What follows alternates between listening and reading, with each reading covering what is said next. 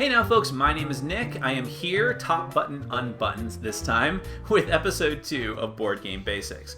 Now, as we go through these videos, you're going to notice that a lot of them focus on terminology and jargon, because that can be a pretty stiff barrier of entry to new people coming into the board gaming hobby. You hear all these terms being thrown out like worker placement and drafting and rondel, and it just sort of adds to that overwhelming sense of all this new information and input coming in. And I want to help try and parse that out and break it down and make it a little bit easier. Now, two of the most popular and sort of infamous terms that you're going to hear are Eurogame and Ameritrash game. These are two very different things, and actually what they mean to individual people can vary wildly. There's a lot of controversy over what the exact definitions are of what constitutes a Eurogame and what constitutes an Ameritrash game. Many people prefer strongly one over the other, sometimes to the utmost exclusion of the other type of game, while a lot of people, especially more and more people as we go on and the hobby gains more and more traction, tend to prefer both types of games in different varying amounts. So I'm going to break each of these terms down individually. It's not going to be totally comprehensive lists of the differences and definitions of each one, but it is just going to give you an idea of what to expect when you hear this term, when you look at a game and someone describes it as either a Euro game or an Ameritrash game, and it's going to possibly help you, hopefully help you, determine if it's the right kind of game for you. So let's start with Eurogames.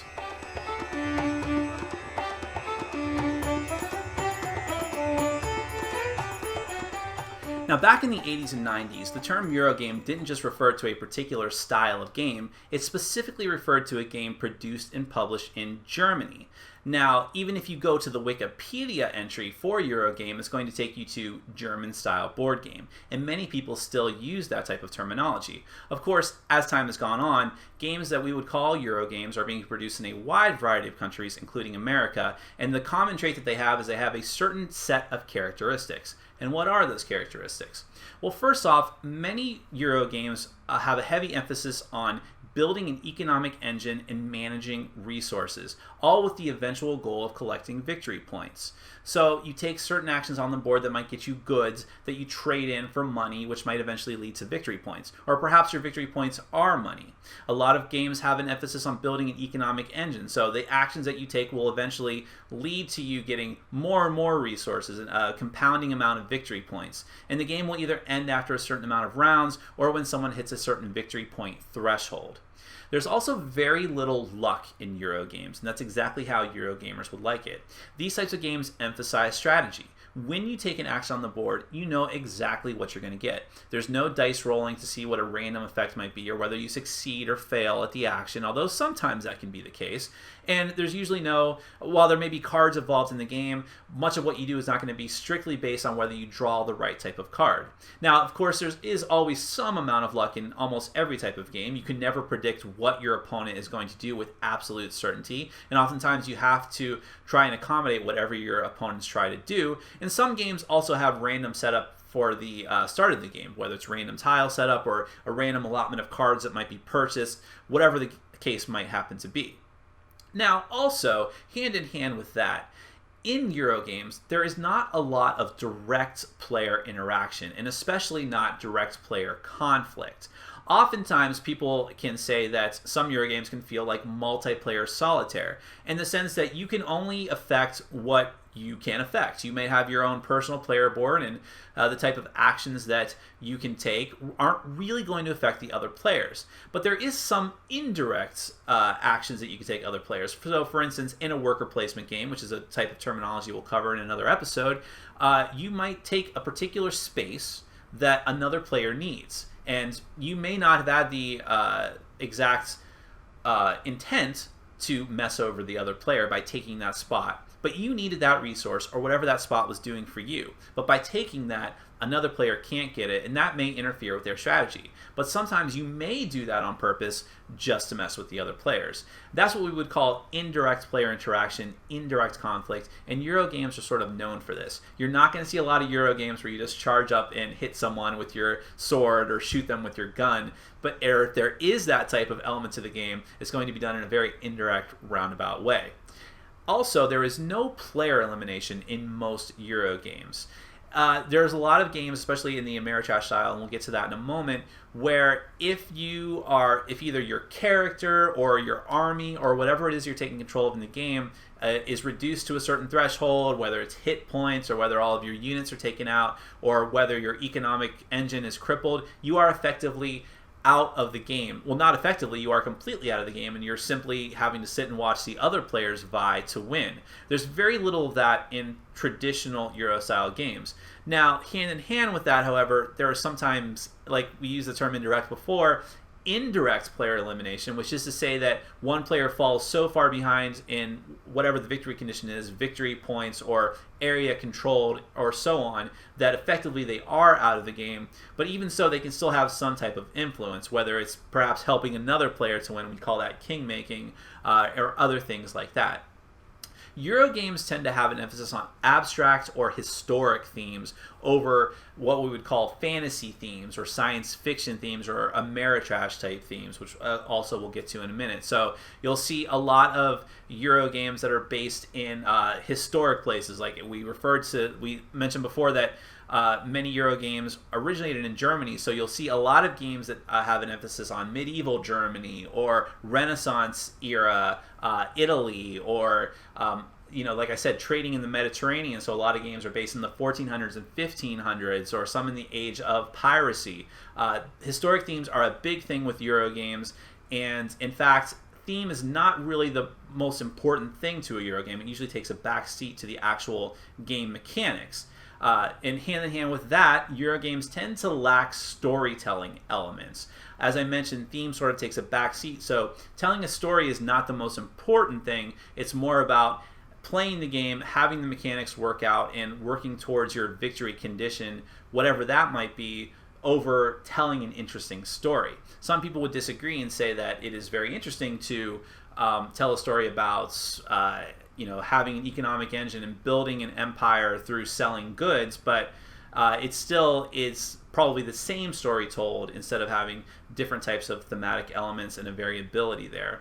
And finally, and this is one of the things that Eurogames are probably most known for, because it's the first thing that people notice, is that a lot of abstract pieces are used in Eurogames. The most famous of which is the meeple, which originated, I believe, in Carcassonne or other games of that time period. A little tiny wooden, vaguely humanoid-shaped person that you use to represent either your units out on the board or the different actions that you're taking. There's also a lot of little wooden cubes and wooden discs of varying different colors that are often used to denote certain things on the board or to keep track of victory points, actions, things like that. So it's become sort of a hallmark of Eurogames, and even to this day, even though most people would perhaps want to use different types of figures like actual sculpted miniatures, things like that, it's actually sort of a badge of pride. If you see a Eurogame with cubes and meeples, a lot of people love those different types of elements, and it makes them feel right at home playing that sort of game. Now, I'm going to show you some of the different types of very famous Eurogames, and then we're going to talk about Ameritrash games.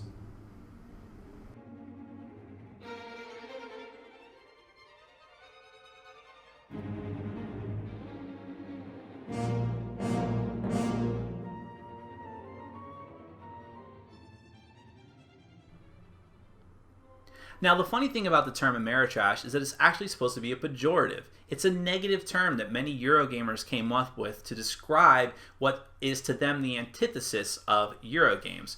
But as time has gone on, people who really love these so-called Ameritrash games have taken the term and sort of owned up to it and taken it as a badge of honor to describe these games that they love. And what are the characteristics of these games? Well, first off, probably the most important thing is that Ameritrash games love theme. They're all very thematic in one way or another. Now, this might be a science fiction theme where you're trying to build a galactic empire. It might be a fantasy theme where you're trying to lead a group to go fight some orcs. Or it might be a war theme where you're trying to act out different scenarios from World War II. But whatever it is, the game will be steeped in theme. Hand in hand with that, Ameritrash games often tell a story. Now, this can be a literal telling of a story, like going through the chapters of a storybook and reading paragraphs aloud and watching as the drama plays out in front of you, or it could be the different actions of the players building a story as you go. Also, Ameritrash games tend to have individualized characters and factions within that theme and storyline, which is to say that it's not just that every player comes to the table with the same thing and does the same type of action, but everyone can usually do something different. Perhaps your character has a special power that the others don't, or your faction can go to a certain area on the board that the others can't and use a particular type of resource. Whatever it is, you're typically individualized from the other players.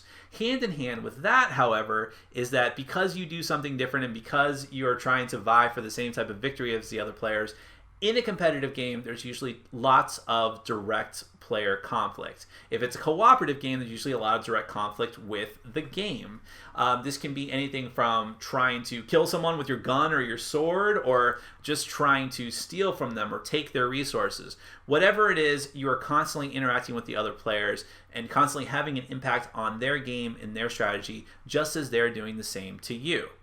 Now, there can be a lot of social interaction, not in Ameritrash games, not just because of this direct conflict, but perhaps because of negotiation or trying to deceive the other players or trying to make a deal. That's definitely a hallmark of Ameritrash games and is all sort of together in that whole not being a solitary game, but actually constantly interacting with the other players. Ameritrash games tend to have a heavy emphasis on luck. It could be anything from dice rolling or drawing a lot of cards and hoping that you get the cards that you need. And when you're doing those things, you're basically doing it to either make sure that either your weapon hits or that you're able to fend off whatever monster is attacking you through a defense roll or whatever it might be. There's going to be a certain element of luck. Now, usually you can mitigate that luck through some ways, perhaps through the character powers that I mentioned earlier. But nevertheless, at some point, you're going to have to hope that you get lucky and get the right type of thing to meet whatever your particular goal is. And finally, just as I ended the list for the Eurogames, talking about the different bits and pieces, I will say that for an Ameritrash game, there are usually a lot of bits and pieces. And usually they're very highly thematic to whatever the game is. So there might be a lot of miniatures, whether it's if you're in a zombie apocalypse, there'll be a lot of zombie miniatures. If you're in a war game, there's going to be a lot of soldiers and little tanks and things like that. If you're in a sci-fi game, it'll be different spaceships and alien races. There might be a lot of tiles, a lot of tokens, and they're constantly being moved around on the board. When you're talking about a big, sprawling Ameritrash game, because of the amount of pieces, it'll usually be taking up the entire table, and you'll definitely be able to tell from a glance that's an Ameritrash game. So here's a list of some of the most popular Ameritrash games to this day.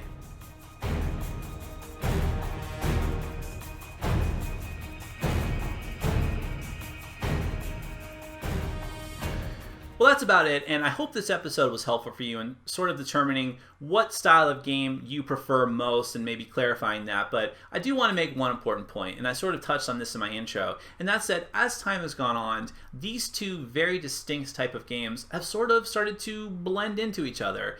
Not just the people who like them, there's a lot of people like myself who sort of dabble in both, although I would primarily say that I play Ameritrash games, but the games themselves are starting to take on elements of the other style.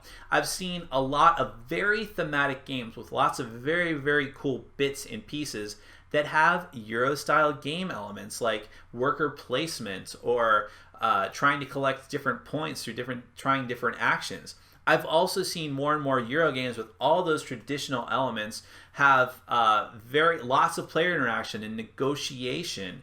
And I can just see more and more of these games becoming hybrids as time goes on, and therefore the distinction and the sort of split between the two different factions is starting to lessen. I think more and more people are starting to come together, and even if you still prefer one type of game over the other, people are having a greater appreciation for the other style of game, and that can only be a good thing moving forward. So, my name is Nick, this has been episode 2 of Board Game Basics, and remember, in order to brawl, you gotta know the basics. Take care.